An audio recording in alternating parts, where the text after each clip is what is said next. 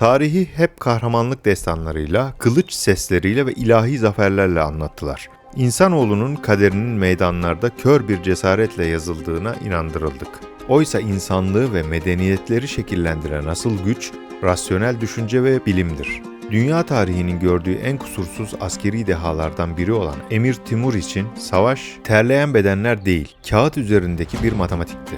Fethettiği şehirlerde kurduğu kafatası kuleleri, rastgele bir sadizm değil, rasyonel bir psikolojik tasarruf stratejisiydi. İki kıtayı dize getiren bu adam kutsal bir soydan gelmiyordu. Vücudunun yarısı felçliydi. Topallayarak yürüyordu. Ancak zihni tarihte ender rastlanan analitik bir algoritmaya sahipti. Kılıcın değil, verinin, liyakatin ve rasyonel devlet aklının efendisi Timur. Dehşetin matematiğine hoş geldiniz.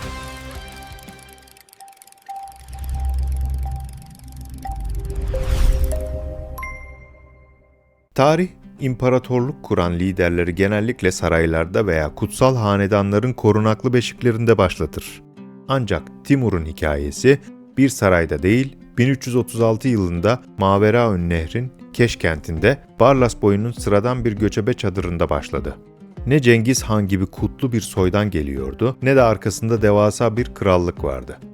O, hayatta kalmak zorunda olan sıradan ama aşırı zeki bir insandı.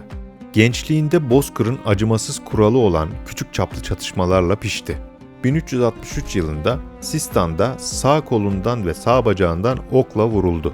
Bozkır kanunlarına göre sakat kalan bir savaşçı, ıskartaya çıkartılmış bir piyon demekti. Ona alay etmek için Timurlenk yani Topal Timur dediler. Ancak sıradan bir insanın psikolojisini çökertecek bu fiziksel hasar, Timur'un zihninde muazzam bir evrime yol açtı.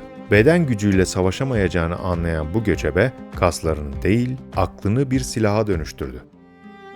O dönemde Asya'yı yönetmenin tek meşru kuralı Cengiz Han'ın o meşhur altın soyundan gelmekti. Siyasi olarak meşru bir han olamayacağını bilen Timur, sistemi karşısına almak yerine onu kendi lehine kullandı. Cengiz Han soyundan gelen etkisiz bir adamı sembolik olarak tahta oturtup toplumun o kutsal soy fantazisini tatmin ederken kendisi sadece emir unvanıyla tüm devleti ve orduyu yönetti. Ordusunu kurarken kan bağını, aşiretçiliği ve kayırmacılığı tamamen çöpe attı. Terfi sistemi mutlak liyakata dayanıyordu. En alt rütbedeki sıradan bir atlı asker, savaş alanında kritik bir askeri başarı gösterdiğinde ertesi gün ordu komutanı yani emir yapılabiliyordu. Kendisini cihat eden bir Müslüman olarak tanımlasa da inancı günümüzün kalıplaşmış bilime kapalı Orta Doğu formundan tamamen uzaktı. Onun inancının temelinde doğa kanunları, Bozkır'ın gerçekliği ve şamanizmden gelen eski Türk gelenekleri vardı. Hukuk sistemi olarak sadece şeriatı değil, çok daha sert ve pragmatik olan Cengiz Han'ın yasasını, İlhanlı kanunlarını uygulardı. Devletin rasyonel bir kimliği olması gerektiğine inandığı için imparatorluğunda Arap alfabesini ikinci plana iterek resmi devlet yazışmalarında ve fermanlarında Uygur alfabesini zorunlu kıldı.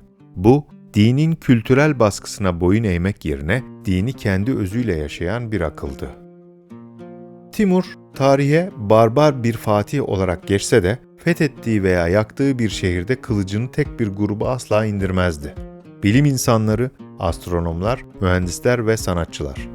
Bağdat, Şam ve İsfahan'da topladığı tüm dehaları yeni dünyanın başkenti yaptığı Semerkant'a taşıdı.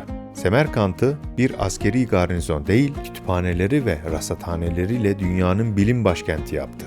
Bu bilimsel bakış açısı savaş meydanlarında da kendini gösteriyordu. Dönemin kralları savaşa dualarla giderken Timur rüzgarın yönünü, nehirlerin debisini ve rakibin topografyasını hesaplardı. Ordusunu göndermeden aylar önce bölgeye derviş veya tüccar kılığında casuslar sokar, kaledeki zaafları ve halkın psikolojisini bir veri tabanı gibi işlerdi. Lojistik dehası öylesine ileriydi ki, yüz binlerce kişilik ordusunu açlıktan korumak için geçeceği güzergahlara aylar öncesinden tohum ektirir, ordusu o bölgeye vardığında kendi ektiği hasadı tüketerek ilerlerdi. Savaş onun için bir kahramanlık meydanı değil, bir veri ve mühendislik projesiydi. Timur'un zihninde merhamet ya da öfke yoktu. Sadece maliyet ve itaat dengesi vardı. 1387'deki İsfahan kuşatmasında şehir teslim olup vergi vermeyi kabul etti. Ancak halk isyan edip 3000 vergi memurunu ve askeri katlettiğinde Timur ordusuna tarihin en acımasız emrini verdi. Her asker getirdiği kafa başına ödül alacaktı. Resmi kayıtlara göre 70 binden fazla İsfahanlı'nın kafası kesildi ve şehrin meydanlarına geometrik nizamla dizilmiş devasa kafatası kuleleri inşa edildi. Bu olay sadece bir isyan bastırma güdüsü değildi. İran seferi sırasında Tuz şehrine vardığında yüzyıllar önce Şahname adlı eserinde Türklere medeniyetsiz diyerek hakaretler yağdıran ünlü Fars şairi Firdevsi'nin mezarını açtırdı. Tarihi kayıtlara göre o mezarın başında durup "Kalk ey Firdevsi, hakaret ettiğin Türk'ü gör" demişti. Ayrıca İsfahan'da inşa ettiği bu korku reklamı, sıradaki 10 şehrin savaşmadan kapılarını açmasını sağlayan kusursuz bir psikolojik tasarruf hamlesiydi.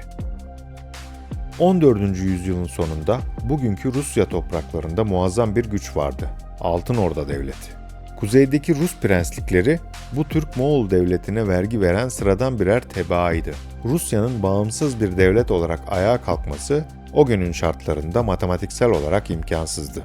Ancak Altın Orda'nın tahtına Timur'un yardımıyla oturan Toktamış Han, gücü ele geçirince Timur'a ihanet etti. 1391'de Kondurca ve 1395'te Terek Savaşı'nda kuzeye, Sibirya sınırlarına kadar uzanan o acımasız Desti Kıpçak bozkırlarına yürüdü. Bu seferler tam bir lojistik mucizeydi.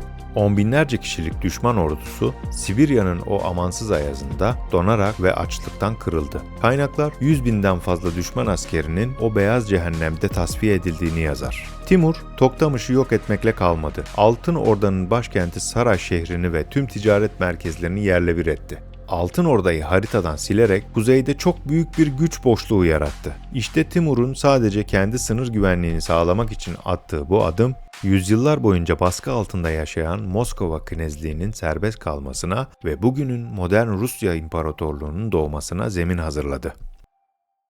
1398'de ise gözünü dünyanın en zengin nakit merkezi olan Hindistan'a dikti. Delhi Sultanı'nın karşısına çıktığında ordusunun daha önce hiç görmediği bir silahla karşılaştı. Dişlerine zehirli kılıçlar bağlanmış 120 zırhlı savaş fili. Timur'un süvarileri panik halindeydi. Timur bir fizikçi gibi problemi analiz etti.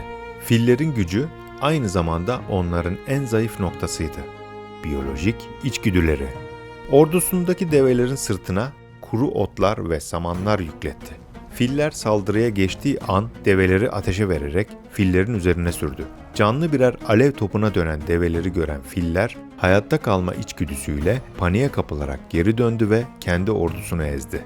Ayrıca Timur, savaştan hemen önce lojistik hatlarını riske atmamak, erzak tüketimini dengelemek ve arkasında bir isyan çıkmasını engellemek için 100.000 Hindu esiri tek bir emirle infaz ettirdi.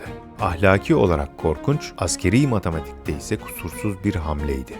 Batıya doğru ilerleyen bu rasyonel makinenin önündeki tek büyük engel, Avrupa'yı dize getiren Osmanlı Sultanı Yıldırım Bayezid'ti.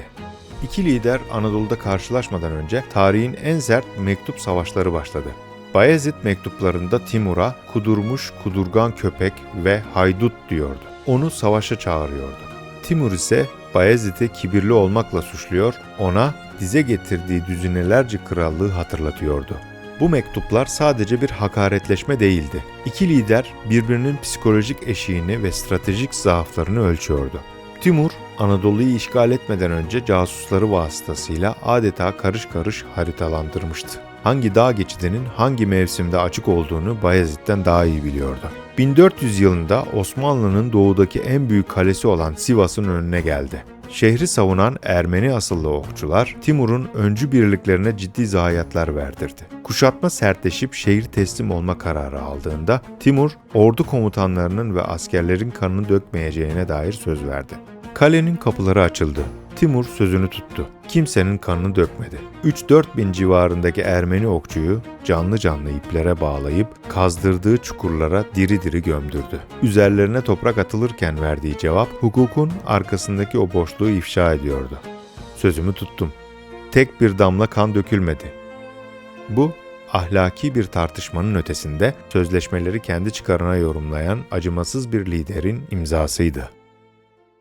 28 Temmuz 1402 Ankara Çubuk Ovası. Karşısında Avrupa'yı titreten yenilgisiz Yıldırım Bayezid vardı. Ancak Bayezid savaş alanına geldiğinde aslında savaşı aylar öncesinden masada kaybettiğini bilmiyordu. Timur, rasyonel bir askeri diplomasi yürüterek savaştan aylar önce Osmanlı ordusunun bel kemiğini oluşturan Kara Tatarlara ve Anadolu beylerine casuslarıyla mektuplar göndermiş, onlara eski beyliklerini vaat etmişti. Dahası lojistik bir deha olarak Çubuk Ovası'na Bayezid'den günler önce gelmiş ve bölgedeki tek su kaynağı olan Çubuk Çayı'nın yönünü kanallarla kendi ordusuna doğru çevirmişti. Osmanlı ordusu yorgun ve susuz bir şekilde savaşa tutuştuğunda sol kanattaki Tatar birlikleri aylar önce planlanan o stratejik anlaşma gereği saf değiştirdi ve Osmanlı'yı arkadan vurdu. Savaş kaybedildi. Bayezid esir düştü. İki büyük hükümdar çadırda karşı karşıya geldiğinde Timur gülmeye başladı. Gururu kırılan Bayezid, "Benim talihsizliğime gülme, bu zaferi sana Allah verdi." dediğinde Timur asırlar boyu yankılanacak o cevabı verdi. "Senin talihsizliğine gülmüyorum. Allah'ın şu koskoca dünyanın idaresini senin gibi bir gözü kör adamla benim gibi bir bacağı topal adama bırakmış olmasına gülüyorum." Timur, kibre değil, rasyonel aklın insan doğasının tüm fiziksel eksikliklerine rağmen dünyayı nasıl dize getirdiğinin ironisine gülüyordu. Ankara Savaşı'ndan sonra Timur durmadı. Batıya, denize doğru yürüdü. Önünde Hristiyan dünyasının Doğu Akdeniz'deki en güçlü kalesi Simirna yani İzmir vardı. Rodos şövalyeleri tarafından savunulan bu deniz kalesini Yıldırım Bayezid tam 7 yıl boyunca kuşatmış ama alamamıştı. Timur binlerce askerine emir vererek İzmir limanının girişini devasa ağaçlar ve kayalarla doldurttu. Denizin ortasına yürüyen ahşap platformlar inşa ederek kusursuz bir deniz ablukası yarattı. Bayezid'in 7 yıl boyunca aşamadığı o sarsılmaz surları sadece 7 günde mühendislik ve fizikle yerle bir etti. Avrupa panik içindeydi. Timur'un Paris'e kadar gideceğini düşünüyorlardı. Ancak o arkasını döndü. Çünkü 14. yüzyılın sonunda Avrupa veba salgınlarıyla kırılan, medeniyetten ve bilimden uzak, değersiz bir taşraydı. Timur, o fakir coğrafyada kaynak harcamak yerine dünyanın o dönemdeki tek teknolojik ve ekonomik süper gücü olan Ming Hanedanlığı, yani Çin'e yönelmeyi seçti. 1404 yılının sert kışında 68 yaşındaki lider Çin seferine çıktı. Ancak hiçbir orduya yenilmeyen bu stratejik zeka sonunda biyolojinin ve doğa kanunlarının aşılamaz sınırlarına çarptı. 1405 yılının Şubat ayında Otrar kentinde yakalandığı ağır bir hastalık sonucu hayatını kaybetti. Kurduğu imparatorluk onun analitik zekası olmadan ayakta kalamayacak kadar kişisel bir deha üzerine kurulmuştu. Kendi yazdığı Tüzükat-ı Timur günlüğünde devleti ayakta tutan şeyin kılıç değil, %90 oranında rasyonel akıl ve adaletli bir yönetim olduğunu bizzat itiraf etmişti. Asırlar sonra Türkiye Cumhuriyeti'ni bilim ve akıl temelleri üzerine kuran tarihin bir diğer büyük dehası Mustafa Kemal Atatürk, onun haritalarını ve tarihini inceledikten sonra şu sarsıcı tespiti yapacaktı. Ben Timur zamanında olsaydım, onun yaptığı o muazzam işleri yapabilir miydim bilemem. Ama o benim zamanımda olsaydı, şüphesiz benim yaptıklarımdan çok daha büyüğünü yapardı. O, askeri stratejiyi bir bilim gibi kullanan, yeryüzünün gördüğü en büyük komutandır. İnsanı ve medeniyeti yalnızca analitik zeka, bilim ve rasyonel düşünce ileri taşıyabilir. Kuralları okuyamayan, matematiği reddeden ve aklını kullanamayan herkes, tarihin sahnesinde başkalarının yazdığı senaryoda kaybetmeye mahkumdur. Burası Realist. Şüphe edin, merak edin ve lütfen kendi araştırmanızı yapın. Tekrar görüşmek üzere.